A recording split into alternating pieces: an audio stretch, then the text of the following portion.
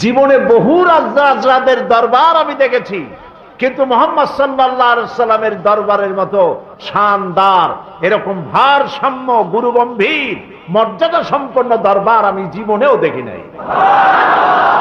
তার কোনো সিংহাসন নাই, সাধারণ মানুষের মধ্যে তিনি বসেন, নিজের জন্য আলাদা কোনো সিংহাসন নাই। এবং প্রত্যেকটি মানুষ তার দিকে তাকায় থাকে, চোখে পলক দেয় না, কারণ চোখে পলক দিলে ওই সময়টুকুন এই সুন্দর চেহারা থেকে বঞ্চিত হয়ে যাব। তিনি যখন উযু করেন, উযুর পানিগুলি কেউ মাটিতে গড়াতে দেয় না, সাহাবীরা পানিগুলি উঠায় নিজেদের গায়ে মাখায় নেয়। আমি এমন দরবার জীবনে কোথাও দেখি নাই। নবী করিম সাল্লাল্লাহু আলাইহি ওয়াসাল্লামের দরবারে এসে লোকেরা সব তাকিয়ে থাকতেন এবং একটা গুরুগম্ভীর পরিবেশ থাকত। কিন্তু এই গুরুগম্ভীর পরিবেশকে রাসূলুল্লাহ বেশি সময় থাকতে দিতেন না। তিনি মাঝে মধ্যে রসিকতা করতেন।